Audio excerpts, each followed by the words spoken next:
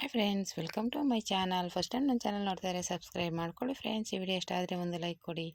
ಇದು ಬಂದ್ಬಿಟ್ಟು ಒಂದು ಓಲ್ಡ್ ಸ್ಯಾರಿ, ಅಂದರೆ ಉಟ್ಕೊಂಡು ಸ್ವಲ್ಪ ಹಳೇದಾಗಿತ್ತು.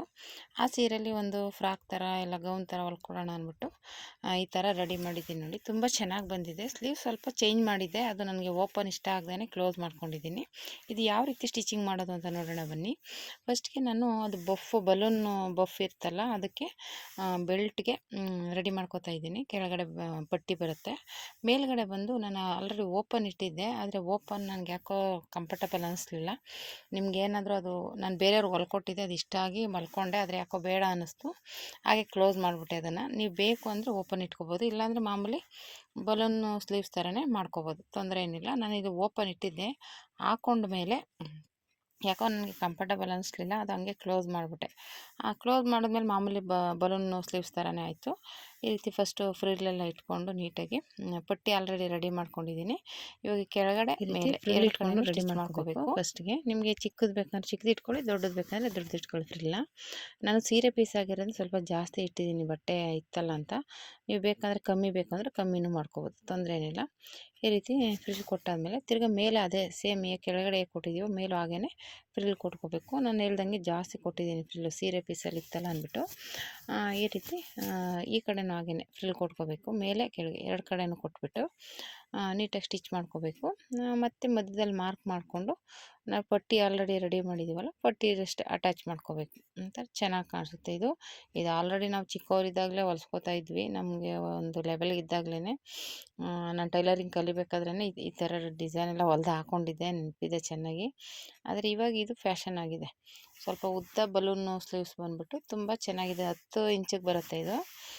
ಒಂಥರ ಚೆನ್ನಾಗಿ ಕಾಣಿಸುತ್ತೆ, ಇವಾಗ ಟ್ರೆಂಡಿಂಗ್ ಇದೆ ಇದು. ನೀವು ಬೇಕಾದ್ರೆ ಈ ಥರ ಒಂದು ಡಿಸೈನ ಟ್ರೈ ಮಾಡಿ, ಸ್ಲೀವ್ಸ್ ಡಿಸೈನು ನೋಡಿ ಈ ರೀತಿ ಬಂತು. ಇವಾಗ ಮಧ್ಯದಲ್ಲಿರುತ್ತಲ್ಲ, ಅದನ್ನು ನಾನು ಫೋಲ್ಡ್ ಮಾಡಿ ಸ್ಟಿಚ್ ಮಾಡಿದ್ದೀನಿ. ನಾನು ಹೇಳ್ದಂಗೆ ಅದು ಹಾಕ್ಕೊಂಡಾಗ ಯಾಕೋ ಕಂಫರ್ಟಬಲ್ ಆಗ್ತಾನೆ, ನಾನು ಅದು ಕ್ಲೋಸ್ ಮಾಡಿಬಿಟ್ಟಿದ್ದೀನಿ. ಈಗ ಮಧ್ಯದಲ್ಲಿ ಇಟ್ಕೊಂಡು ನೀಟಾಗಿ ಅದು ಸ್ಟಿಚ್ ಮಾಡ್ಕೋಬೇಕು ಪಟ್ಟಿನ. ಏನರ ಎಕ್ಸ್ಟ್ರಾ ಬಟ್ಟೆ ಬಂದರೆ ಅಲ್ಲೇ ಒಂದೊಂದು ಫ್ರಿಲ್ ಕೊಟ್ಬಿಟ್ಟು ಅಡ್ಜಸ್ಟ್ ಮಾಡ್ಕೋಬೇಕು. 1-2 ಫ್ರಿಲ್ ಬರುತ್ತೆ, ನೀಟಾಗಿ ಇಟ್ಕೊಂಡು ಸ್ಟಿಚ್ ಮಾಡ್ಕೋಬೇಕು. ಆ ರೀತಿ ಅಷ್ಟೇ. ಅದು ಸ್ಟಿಚ್ ಮಾಡ್ಕೊಂಡಾದ್ಮೇಲೆ ಈ ಕಡೆನೂ ಹಾಗೇ ಎಕ್ಸ್ಟ್ರಾ ಬಟ್ಟೆ ಬಂದರೆ 1-2-3 ಫ್ರಿಲ್ ಬಂದರೆ ಫ್ರಿಲ್ ಕೊಟ್ಕೊಂಡು ಆ ಪಟ್ಟಿನ ಫೋಲ್ಡ್ ಮಾಡಿಕೊಂಡ್ರೆ ನಮಗೆ ಇದು ಒಂದು ಸ್ಲೀವ್ಸ್ ರೆಡಿ ಆಗುತ್ತೆ. ಎರಡನ್ನೂ ಇದೇ ರೀತಿ ರೆಡಿ ಮಾಡ್ಕೋಬೇಕು. ಮೇಲ್ಗಡೆ ಕೆಳಗಡೆ ಫ್ರಿಲ್ ಇಟ್ಬಿಟ್ಟು ಆ ಪಟ್ಟಿನ ಡಬಲ್ ಫೋಲ್ಡ್ ಮಾಡಿ ಸ್ಟಿಚ್ ಮಾಡಿಕೊಂಡು ಅದು ಅಟ್ಯಾಚ್ ಮಾಡಿ ಆಮೇಲೆ ಅದನ್ನು ಫೋಲ್ಡ್ ಮಾಡಿದ್ರೆ ನಮಗೆ ಇದು ರೆಡಿ ಆಗುತ್ತೆ.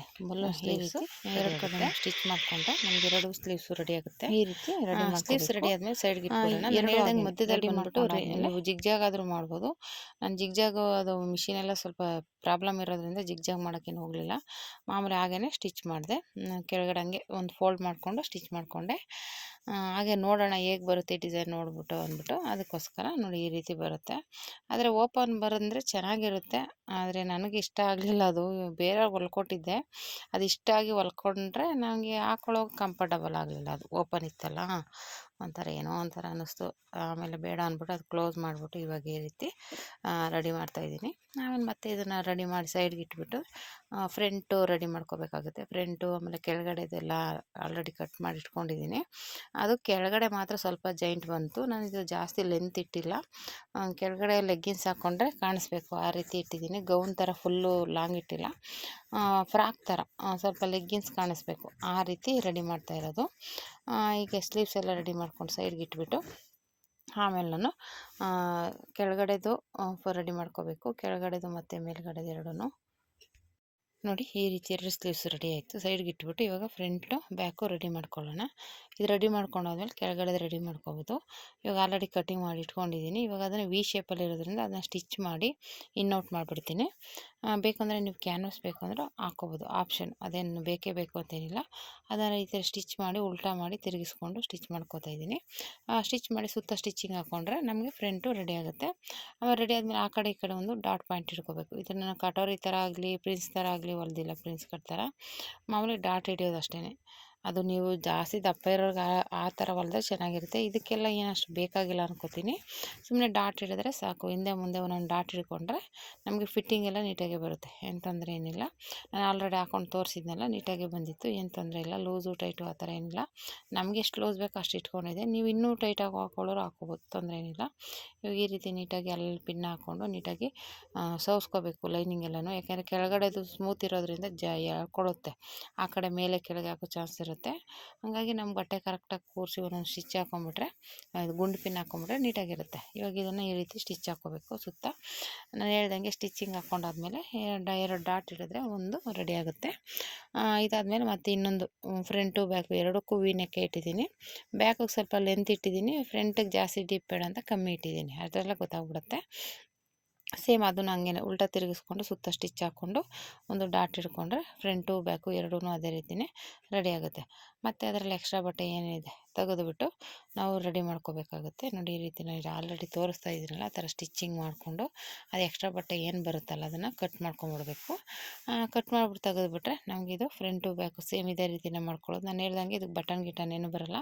ಹಿಂದೆ ಡೀಪ್ ಸ್ವಲ್ಪ ಜಾಸ್ತಿ ಇಟ್ಕೊಳ್ಳಿ. ತಲೆ ನುಗ್ಗಬೇಕು ಅಂದರೆ ಡೀಪ್ ಇಟ್ಕೊಳ್ಳಿ. ಬ್ರಾಡ್ ಮಾಡ್ಕೊಳ್ಳೋಕೆ ಹೋಗ್ಬಿಡಿ. ಜಾಸ್ತಿ ಬ್ರಾಡ್ ಆದಷ್ಟು ಭುಜ ಜಾರೋ ಚಾನ್ಸ್ ಇರುತ್ತೆ. ಅದು ನೋಡಿಕೊಂಡು ಇಟ್ಕೊಂಡು ಇದು ಮಾಡ್ಕೊಳ್ಳಿ. ಇವಾಗ ಇದನ್ನು ಸುತ್ತ ಕಟ್ ಮಾಡಿಕೊಂಡು ರೆಡಿ ಆಯಿತು. ನಾನು ಹೇಳ್ದಂಗೆ ಡಾಟ್ ಹಿಡ್ಕೊಂಡ್ರೆ ಇದು ಫ್ರಂಟು ಬ್ಯಾಕು ಎರಡು ಸೇಮ್ ಹೇಳ್ದಾಗೆ ಸುತ್ತ ಸ್ಟಿಚಿಂಗ್ ಹಾಕ್ಕೊಂಡು ಡಾಟ್ ಹಿಡ್ಕೊಂಡ್ರೆ ರೆಡಿ ಆಗುತ್ತೆ. ಈ ರೀತಿ ರೆಡಿ ಮಾಡಾದಮೇಲೆ ಫ್ರಂಟು ಬ್ಯಾಕ್ ಆಯಿತು. ಇನ್ನು ಕೆಳಗಡೆ ಅದು ರೆಡಿ ಮಾಡ್ಕೋಬೇಕಾಗುತ್ತೆ. ಕೆಳಗಡೆಗೆ ಬಂದುಬಿಟ್ಟು ಒಂಚೂರು ಲೈನಿಂಗ್ ಕೊಡಬೇಕಾಗಿತ್ತು. ಲೈನಿಂಗು ಸಾಕಾಗಿರಲಿಲ್ಲ. ಮೇನ್ ಪೀಸು ಅಷ್ಟೇ, ಇದಕ್ಕೂ ಅಷ್ಟೇ ಒಂದು ಸೈಡ್ ಕೊಡಬೇಕಾಗಿತ್ತು. ಅದನ್ನು ಆಲ್ರೆಡಿ ಕೊಟ್ಟು ಸ್ಟಿಚ್ ಮಾಡ್ಕೋಬೇಕಾಗುತ್ತೆ. ಅದು ನೀಟಾಗಿ ಕೊಡಬೇಕು. ಉಲ್ಟಾ ಪಲ್ಟಾ ಆದರೆ ಮೇಲೆ ಕೆಳಗೆ ಉದ್ದ ತುಂಡ ಆಗ್ತಾ ಇರುತ್ತೆ. ಅದನ್ನು ನೋಡಿಕೊಂಡು ಕೊಡಬೇಕಾಗುತ್ತೆ. ಓಕೆನಾ. ಈ ರೀತಿ ನಾನು ಸ್ಲೀವ್ಸ್ ಎಲ್ಲ ರೆಡಿ ಮಾಡಿಕೊಂಡು ಇದು ಫ್ರಂಟು ಬ್ಯಾಕ್ನ ರೆಡಿ ಮಾಡಿಕೊಂಡೆ. ಮಾರ್ಕ್ ಮಾಡಿಕೊಂಡು ಡಾಟ್ ಹಿಡ್ಕೊತಾ ಇದ್ದೀನಿ. ಈ ಥರ ಡಾಟ್ ಹಿಡ್ಕೊಂಡಾದ್ಮೇಲೆ ಏನಿಲ್ಲ, ಸೈಡ್ಗೆ ಇಟ್ಬಿಟ್ಟು ಮಾಮೂಲಿ ನಾನು ಹೇಳ್ದಾಗೆ ಕೆಳಗಡೆ ಪೀಸ್ನ ರೆಡಿ ಮಾಡ್ಕೋಬೇಕು. ಅದೇನಿಲ್ಲ, ಕೆಳಗಡೆ ಲೈನಿಂಗ್ನ ಫಸ್ಟ್ ಸ್ಟಿಚ್ ಮಾಡ್ಕೊಂಬಿಡ್ಬೇಕು. ಆಮೇಲೆ ಮೇಲ್ಗಡೆ ಇನ್ನೊಂದು ಪೀಸ್ ಇರುತ್ತಲ್ಲ ಅದನ್ನು ಕರೆಕ್ಟಾಗಿ ಇಟ್ಕೊಂಡು ಅದ್ರ ಮೇಲೆ ಅಟ್ಯಾಚ್ ಮಾಡ್ಕೊಳ್ಳೋದು ಅಷ್ಟೇ. ತುಂಬ ಈಸಿಯಾಗಿ ಮಾಡ್ಕೋಬೋದು, ತೊಂದರೆ ಏನಿಲ್ಲ. ಈ ರೀತಿ ಸ್ಟಿಚ್ ಮಾಡ್ಕೊಂಡಾದ್ಮೇಲೆ ಮತ್ತು ನಾನು ಹೇಳಿದ್ನಲ್ಲ, ಎರಡು ಕಡೆನೂ ಹಾಗೆ ಮಾಡ್ಕೋಬೇಕು. ಫ್ರಂಟು ಬ್ಯಾಕು ಎರಡು ಕಡೆನೂ ಬರಬೇಕು ಡಾಟು. ಕರೆಕ್ಟಾಗಿ ಭುಜದ ಮಧ್ಯೆ ಇಟ್ಕೊಳ್ಳಿ. ಅವಾಗೇನಾಗುತ್ತೆ, ಭುಜ ಜಾರೋದಾಗಲಿ ಇದಾಗೋದಾಗಲಿ ಆಗೋಲ್ಲ, ಸ್ಟಿಫಾಗಿ ಕೂತ್ಕೊಳ್ಳುತ್ತೆ. ಓಕೆನಾ. ಈ ರೀತಿ ರೆಡಿ ಮಾಡ್ಕೊಂಡಾದ್ಮೇಲೆ ಎರಡೂ ರೆಡಿ ಆಯಿತು. ಹೇಳ್ದಂಗೆ ಇದಕ್ಕೂ ಅಷ್ಟೇ ಡಾಟ್ ಹಿಡ್ಕೊತಾ ಇದ್ದೀನಿ. ಫ್ರಂಟು ಬ್ಯಾಕು ಎರಡಕ್ಕೂ ಡಾಟ್ ಹಿಡ್ಕೊಂಡು ರೆಡಿ ಮಾಡ್ಕೋಬೇಕು. ಹೀಗೆ ಎರಡು ಡಾಟ್ ಹಿಡ್ಕೊಂಡು ರೆಡಿ ಮಾಡ್ಕೋಬೇಕು. ಮುಂದೆ ಹಿಂದೆ ಎರಡು ಕಡೆನೂ ಡಾಟ್ ಬರಬೇಕು. ಅಂದರೆ ಸ್ಟಿಫಾಗಿ ಕೂತ್ಕೊಳ್ಳುತ್ತೆ, ಫಿನಿಶಿಂಗ್ ನೀಟಾಗಿ ಬರುತ್ತೆ. ಹಂಗಾಗಿ ಎರಡು ಕಡೆನೂ ಡಾಟ್ ಹಿಡ್ಕೊಂಡ್ರೆ ಸಾಕು, ಜಾಸ್ತಿ ಏನು ಬೇಕಾಗಿಲ್ಲ. ನಿಮಗೆ ಕಂಫರ್ಟಬಲ್ ಆಗೋಲ್ಲ ಅನ್ನೋರು ಬೇಕಾದರೆ ಮಾಮೂಲಿ ಕಟ್ಟಿಂಗಲ್ಲಿ ಕಟ್ ಮಾಡ್ಕೊಂಡು ಸ್ಟಿಚ್ ಮಾಡ್ಕೋಬೋದು. ನಾನು ಹೇಳ್ದಂಗೆ ಫ್ರೆಂಡ್ಸ್ ಕಟ್ಟಲ್ಲಿ ಆ ಥರ ಡಾಟ್ ಬೇಕೇ ಬೇಕು ಅನ್ನೋರು ಆ ಥರ ಮಾಡ್ಕೋಬೋದು. ಇದಕ್ಕೆ ನಾನು ಜೈಂಟ್ ಮಾಡ್ಕೋತಾ ಇದ್ದೀನಿ. ಆಲ್ರೆಡಿ ಪೀಸ್ ಎಲ್ಲ ಕಟ್ ಮಾಡಿ ಇಕ್ಕಿದ್ದೆ, ಅದಕ್ಕೆ ಜೈಂಟ್ ಮಾಡ್ಕೋತಾ ಇದ್ದೀನಿ. ಈ ರೀತಿ ಜೈಂಟ್ ಒಂದು ಸೈಡ್ ಮಾತ್ರ ಬಂದಿದೆ. ಎರಡು ಕಡೆನೂ ಒಂದು ಸೈಡಲ್ಲಿ ಕೆಳಗಡೆ ಪೀಸು ಮೇಲ್ಗಡೆ ಪೀಸು ಎರಡಕ್ಕೂ ಜೈಂಟ್ ಮಾಡ್ತಾಯಿದ್ದೀನಿ. ಈ ರೀತಿ ಜೈಂಟ್ ಮಾಡ್ಕೊಂಡಾದ್ಮೇಲೆ ಇವಾಗ ಇದನ್ನು ಸೈಡ್ಗೆ ಇಡೋಣ. ಇದೇನಿಲ್ಲ, ಜೈಂಟ್ ಮಾಡಿಕೊಂಡು ಲೈನಿಂಗ್ ಇದನ್ನು ಸೇರಿಸ್ಕೊಂಡ್ಬಿಟ್ರೆ ಮಾಮೂಲಿ ಆಲ್ರೆಡಿ ಫ್ರಂಟು ಬ್ಯಾಕು ರೆಡಿ ಇದೆಯಲ್ಲ, ಅದಕ್ಕೆ ಅಟ್ಯಾಚ್ ಮಾಡ್ಕೊಳ್ಳೋದು ಅಷ್ಟೇ. ತುಂಬ ಈಸಿಯಾಗಿ ಮಾಡ್ಕೋಬೋದು, ತೊಂದರೆ ಏನಿಲ್ಲ. ಅದಕ್ಕೆ ಕೆಳಗಡೆ ಪೀಸ್ ನೋಡ್ಕೊಂಡು ಹಾಕಿ. ಉಲ್ಟಾ ಪಲ್ಟಾ ಆಗ್ತಾ ಇರುತ್ತೆ. ಅದು ನಾವು ಅರ್ಜೆಂಟಾಗಿ ಹೊಲಿಯೋಕೆ ಹೋಗ್ತೀವಿ, ಒಂದು ಸಲ ಉಲ್ಟಾಗಿ ಹೋಗಿರುತ್ತೆ. ಅದನ್ನು ನೋಡ್ಕೊಂಡು ಮತ್ತೆ ಬಿಚ್ಚಿ ರೆಡಿ ಮಾಡಿದೆ ನಾನು. ಹಾಗಾಗಿ ಒಂದು ಸಲ ಆಗಿಬಿಡುತ್ತೆ, ನೋಡ್ಕೋಬೇಕು ಅಷ್ಟೇ, ಗಮನ ಕೊಟ್ಟು ನೀವು ನೋಡ್ಕೋಬೇಕು. ಇಲ್ಲಾಂದರೆ ಏನು ತೊಂದರೆ ಇಲ್ಲ. ನೋಡಿ, ನಾನು ಆಲ್ರೆಡಿ ಈ ರೀತಿ ಇಟ್ಕೊಂಡು ಇವಾಗ ಇದನ್ನು ಸ್ಟಿಚ್ ಮಾಡ್ಕೋಬೇಕು. ನಾನು ಹೇಳ್ದಲ್ಲ, ಇವಾಗ ಆಲ್ರೆಡಿ ರೆಡಿ ಮಾಡಿಟ್ಟಿದ್ದೀವಲ್ಲ, ಫಸ್ಟ್ಗೆ ಇವಾಗ ಇದಕ್ಕೆ ಈ ರೀತಿ ನೀಟಾಗಿ ಫೋಲ್ಡ್ ಮಾಡಿಕೊಂಡು ಒಂದು ಸೈಡಲ್ಲಿ ಹೆಚ್ಚು ಕಮ್ಮಿ ಇರೋದನ್ನು ಸ್ಟಿಚ್ ಕಟ್ ಮಾಡ್ಕೋತಾ ಇದ್ದೀನಿ. ಯಾಕೆಂದರೆ ಇದು ಸ್ವಲ್ಪ ಮೇಲೆ ಕೆಳಗೆ ಹೆಚ್ಚು ಕಮ್ಮಿ ಇರುತ್ತೆ. ಅದನ್ನೆಲ್ಲ ನೋಡ್ಕೊಂಡು ಒಂಚೂರು ಒಂದು ಸಮಕ್ಕೆ ಕಟ್ ಮಾಡ್ಕೊಂಬಿಟ್ರೆ ಸಾಕು. ಈ ರೀತಿ ಪಿನ್ ಹಾಕ್ಕೊಂಡು ರೆಡಿ ಮಾಡ್ಕೋತಾ ಇದ್ದೀನಿ. ಈ ಥರ ಫೋಲ್ಡ್ ಮಾಡಿಕೊಂಡು ಕರೆಕ್ಟಾಗಿದೆಯಾ ಉದ್ದ ಇಲ್ವಾ ನೋಡ್ಕೋತಾ ಇದ್ದೀನಿ. ಅದೇನಾದ್ರು ಸ್ವಲ್ಪ ಆ ಕಡೆ ಈ ಕಡೆ ಆದರೆ ಸರಿ ಮಾಡ್ಕೊಬೋದಲ್ವಾ. ಹಾಗಾಗಿ ಈ ರೀತಿ ರೆಡಿ ಮಾಡ್ಕೋತಾ ಇದ್ದೀನಿ. ನೋಡಿ, ಎಕ್ಸ್ಟ್ರಾ ಬಟ್ಟೆನ ಈ ರೀತಿ ಇವಾಗ ಕಟ್ ಮಾಡಿಬಿಟ್ರೆ ರೆಡಿ ಆಗುತ್ತೆ. ಇದರಲ್ಲಿ ಬಂದ್ಬಿಟ್ಟು ಒಂದು ಸೀರೆಯಲ್ಲಿ ಬ್ಲೌಸ್ ಎಲ್ಲ ಹೊಲ್ಸ್ಕೊಂಡಿತ್ತು. ಸೀರೆಯಲ್ಲಿ ಬಂದ್ಬಿಟ್ಟು ಒಂದು ಈ ಥರ ಫ್ರಾಕ್ ಆಯಿತು, ಅಂಬ್ರೆಲ್ಲಾ ಫ್ರಾಕು. ಇನ್ನೊಂದು ಮಾಮೂಲಿ ಟಾಪ್ ಆಗಿದೆ. ಅದನ್ನು ತೋರಿಸಿಲ್ಲ, ಲಾಸ್ಟಲ್ಲಿ ಬೇಕು ಅಂದರೆ ಶಾರ್ಟ್ಸಲ್ಲಿ ಯಾವ್ದಾದ್ರು ಶಾರ್ಟ್ಸಲ್ಲಿ ಹಾಕ್ತೀನಿ ನೋಡಿ. ಒಂದು ಸುಮ್ಮನೆ ಸಿಂಪಲ್ ಫ್ರಾಕು, ಸ್ಲೀವ್ಸ್ಗೂ ಜಾಸ್ತಿ ಇಲ್ಲ, ಸ್ಲೀವ್ಸ್ಗೂ ಬಟ್ಟೆ ಸಾಕಾಗಿಲ್ಲ, ಫ್ರಿಲ್ ಕೊಟ್ಟಿದ್ದೀನಿ ಚಿಕ್ಕದಾಗಿ. ತುಂಬ ಚೆನ್ನಾಗಿ ಬಂದಿದೆ. ಅದೊಂದು ಚೂರು ಪೀಸ್ ಉಳಿದಿತ್ತಲ್ಲ ಅಂದ್ಬಿಟ್ಟು ನನ್ನ ಮಗಳಿಗೇನೆ ಒಂದು ಟಾಪ್ ಹೊಲಿದೆ. ತುಂಬ ಚೆನ್ನಾಗಿ ಕಾಣಿಸುತ್ತೆ. ಇವಾಗ ಇದೂ ಅಷ್ಟೇ, ಇದು ಅಂಬ್ರೆಲಾ ಕಟ್ಟಿಂಗಲ್ಲಿದೆ, ಮಾಮೂಲಿ ಕಟ್ಟಿಂಗಲ್ಲಿ ಮಾಡಿರೋದು. ತುಂಬ ಚೆನ್ನಾಗಿ ಕಾಣಿಸ್ತಾ ಇತ್ತು. ಅಂದರೆ ಒಂದು ಸೀರೆ ಸ್ವಲ್ಪ ಅಗಲ ಕಮ್ಮಿ ಬೇಕು ಅಂದರೆ 2 ಆರಾಮಾಗಿ ಹೊಲಿಬೋದು. ಮೇಲ್ಗಡೆಗೆ ಬೇರೆ ಹಾಕ್ಕೋಬೇಕು ಪೀಸ್ನ. ಮೇಲ್ಗಡೆಗೂ ಅದೇ ಹಾಕ್ತೀನಿ ಅಂದರೆ ಸಾಕಾಗಲ್ಲ. ನೀವು ಬೇಕು ಅಂದರೆ ಮೇಲ್ಗಡೆಗೆ ಬೇರೆ ಪೀಸನ್ನೇ ರೆಡಿ ಮಾಡ್ಕೋಬೇಕಾಗತ್ತೆ. ಅದರ ಬೇರೆದು ಹಾಕಿದ್ರೆ ಚೆನ್ನಾಗಿ ಕಾಣಿಸುತ್ತೆ. ಓಕೆನಾ. ಇವಾಗ ಈ ರೀತಿ ಸ್ಟಿಚ್ ಮಾಡ್ಕೊತಾ ಇದ್ದೀನಿ. ಆಮೇಲೆ ಕೆಳಗಡೆ ಫೋಲ್ಡ್ ಮಾಡ್ಕೊಂಬಿಡೋಣ. ಕೆಳಗಡೆ ಫೋಲ್ಡ್ ಮಾಡಿಬಿಟ್ಟು ಆರಾಮಾಗಿ ಮೇಲ್ಗಡೆ ಅಟ್ಯಾಚ್ ಮಾಡ್ಕೊಳಕ್ಕೆ ಸರಿ ಹೋಗುತ್ತೆ ಅಂದ್ಬಿಟ್ಟಿದೆ ನಾನು ಕೆಳಗಡೆ ನೀಟಾಗಿ ಫೋಲ್ಡ್ ಮಾಡ್ಕೊತಾ ಇದ್ದೀನಿ. ಇವಾಗ ಮಾರ್ಕ್ ಮಾಡಿಕೊಂಡು ನೀಟಾಗಿ ಅದನ್ನು ನೋಡ್ಕೋಬೇಕು, ಯಾವ ಕಡೆ ಹೆಚ್ಚು ಕಮ್ಮಿ ಏನಾದರೂ ಇವಾಗ ಕಟಿಂಗ್ ಮಾಡುವಾಗ ಆ ಕಡೆ ಈ ಕಡೆ ಆಗ್ಬಿಟ್ಟಿರುತ್ತೆ. ಅದು ನೋಡ್ಕೊಂಡು ಇದು ಮಾಡ್ಕೋಬೇಕು. ಈಗ ಮಧ್ಯಕ್ಕೆ ಪಿನ್ ಹಾಕ್ತಾಯಿದ್ದೀನಿ, ನ್ಯಾಚ್ ಹಾಕಿದ್ದೀನಿ ಅಲ್ಲಿಗೆ. ಪಿನ್ ಹಾಕ್ಬಿಟ್ಟು ಇವಾಗ ಡೈರೆಕ್ಟಾಗಿ ಇಟ್ಕೊಂಡು ಸ್ಟಿಚ್ ಮಾಡ್ಕೊಳ್ಳೋದು ಅಷ್ಟೇ. ಮಧ್ಯೆ ಕರೆಕ್ಟಾಗಿ ಇಟ್ಕೊಂಡು ಆ ಕಡೆಯಿಂದ ಈ ಕಡೆಗೆ, ಈ ಕಡೆಯಿಂದ ಆ ಕಡೆಗೆ 2 ಕಡೆ ಸ್ಟಿಚ್ ಮಾಡಿದ್ರೆ ನಮಗೆ ಫ್ರಾಕು ರೆಡಿ ಆಗುತ್ತೆ. ಇದಕ್ಕೆ ಸ್ಲೀವ್ಸು ಏನಿಲ್ಲ. ಸ್ಲೀವ್ಸ್ಗೆ ನಾನು ಸಣ್ಣದಾಗಿ ಬಟ್ಟೆ ಕಮ್ಮಿ ಇತ್ತು, ಇರೋ ಬಟ್ಟೆಲಿ ಅಡ್ಜಸ್ಟ್ ಮಾಡಿ ಫ್ರಿಲ್ ಕೊಟ್ಟಿದ್ದೀನಿ. ಯಾಕೆಂದರೆ ಅವರು ಸ್ಲೀವ್ಲೆಸ್ ಜಾಸ್ತಿ ಹಾಕೋದ್ರಿಂದ ಅವರು ಏನಾದರೂ ಡಿಸೈನ್ ಮಾಡಿ ಅಂತ ಹೇಳಿದರು. ಅದೇ ಡಿಸೈನ್ನೇ ಮಾಡಿಕೊಟ್ಟೆ. ಅವ್ರು ಯಾವ್ದು ಕಳಿಸಿದ್ರು ಅದೇ ಡಿಸೈನ್ನೇ ಮಾಡಿಕೊಡೋಣ, ಸುಮ್ಮನೆ ಏನಕ್ಕೆ ಆಮೇಲೆ ಬೇರೆ ಡಿಸೈನ್ ಮಾಡಿ, ಅಯ್ಯೋ ನಾನು ಹೇಳಿರೋ ಡಿಸೈನ್ ಮಾಡಿಲ್ಲ, ಅವ್ರು ಎಕ್ಸ್ಪೆಕ್ಟೇಷನ್ ಇಟ್ಕೊಂಡಿರ್ತಾರೆ. ಹಾಗಾಗಿ ನಾನೇನು ಹೇಳೋಕ್ಕೆ ಹೋಗಲಿಲ್ಲ ಅವ್ರಿಗೆ, ಇದೇ ತೊಗೊಳ್ಳಿ ಅದೇ ತೊಗೊಳ್ಳಿ ಅಂತ. ಅವ್ರವ್ರ ಇಷ್ಟ ಅಂದ್ಬಿಟ್ಟು ಸುಮ್ಮನೆ ನೋಡ್ತಾಯಿದ್ವಿ. ಮಾಮೂಲಿ ಇದೆಲ್ಲ ನಾವು ತೊಗೋತಾನೆ ಇದ್ವಿ. ಮಾಮೂಲಿ ತರಕಾರಿ ಆಗಲಿ ಇದಾಗಲಿ ಎಲ್ಲನೂ ತೊಗೋತಾ ಇರೋದು ಪರಿಚಯ ಇರೋದ್ರಿಂದ ಏನು ತೊಂದರೆ ಏನಿಲ್ಲ. ಇವಾಗ ಈ ರೀತಿ ಸ್ಟಿಚ್ ಮಾಡಿಕೊಂಡು ನೀಟಾಗಿ ರೆಡಿ ಮಾಡ್ಕೋಬೇಕು. ಇದು ರೆಡಿ ಮಾಡ್ಕೊಳ್ಳೋದು ನಾನು ಹೇಳ್ದಂಗೆ ಅಟ್ಯಾಚ್ ಮಾಡಿದ್ರೆ ನಮಗೆ ಗೌನ್ ರೆಡಿ ಆಗುತ್ತೆ. ತುಂಬ ಈಸಿಯಾಗಿ ಮಾಡ್ಕೋಬೋದು. ನೀವು ಮನೇಲೇ ಲೈವ್ ಆನ್ ಮಾಡಿಬಿಟ್ಟೆ ಮಾಡ್ಕೋಬೋದು. ತುಂಬ ಏನು ರಿಸ್ಕ್ ಏನಿಲ್ಲ ಇದಕ್ಕೆ, ತುಂಬ ಈಸಿಯಾಗಿ ಮಾಡ್ಕೋಬೋದು. ಯಾವುದೇ ಆದರೂ ಅಷ್ಟೇ, ಇದು ಒಂದೇ ಅಂತ ಅಲ್ಲ, ಯಾವುದಾದ್ರೂ ಕಾಲೇಜಲ್ಲಿ ಹೇಳ್ಕೊಡ್ತಾರೆ. ಸ್ವಲ್ಪ ತಗೊಂಡು ಆರಾಮಾಗಿ ಕಲಿಬೇಕಾಗುತ್ತೆ. ಈ ರೀತಿ ರೆಡಿ ಮಾಡ್ಕೋಬೇಕು. ಇದಕ್ಕೆ ನಾನು ಡೋರಿ ರೆಡಿ ಮಾಡ್ಕೊತಾ ಇದ್ದೀನಿ. ಹಿಂದೆಗೆ ಸಿಂಪಲಾಗಿ ಡೋರಿ ಇಟ್ಕೊಂಡ್ಬಿಡೋಣ. ಅವಾಗ ಒಂದು ಸ್ವಲ್ಪ ಭುಜ ಜಾರೋದಾಗಲಿ ಆ ಥರದ್ದು ಏನಾರಾದ್ರೂ ಜಾರೋದಿಲ್ಲ ಅಂದ್ಬಿಟ್ಟು. ಇದು ನನ್ನದೇ ಬಂದ್ಬಿಟ್ಟು ಇದು ನನ್ನ ತಂಗಿ ಸೀರೆ ಬ್ಲೌಸು ಇಲ್ಲ, ಎಲ್ಲ ಹಾಳಾಗಿದೆ, ಚೆನ್ನಾಗಿದೆ, ಏನಾದರೂ ಹೊಲ್ಕೊ ಅಂತ ಕೊಟ್ಟಿರೋದು. ಇನ್ನೂ ತುಂಬ ಸೀರೆಗಳಿದ್ದಾವೆ, ರೆಡಿ ಮಾಡಬೇಕು. ಅದನ್ನು ರೆಡಿ ಮಾಡಿದಾಗ ವೀಡಿಯೋಸ್ ಹಾಕ್ತೀನಿ. ನನಗೆ ಹಾಗೆ ನೋಡಿ ಸಪೋರ್ಟ್ ಮಾಡಿ, ಎಂಜಾಯ್ ಮಾಡಿ. ಯಾವ ರೀತಿ ಬಂದಿದೆ ಅಂತ ಕಮೆಂಟ್ ಮಾಡಿ. ಈ ರೀತಿ ಇವಾಗ ಇದನ್ನು ನೋಡಿ, ಆ ಕಡೆ ಈ ಕಡೆ ಸ್ಲೀವ್ಸ್ ಜಾಯಿಂಟ್ ಮಾಡಿಕೊಂಡು ಸ್ಟಿಚಿಂಗ್ ಆಯಿತು. ಸೈಡ್ ಜಾಯಿಂಟ್ ಮಾಡಿಕೊಂಡ್ರೆ ನಮಗೆ ಫ್ರಾಕ್ ರೆಡಿ ಆಗುತ್ತೆ.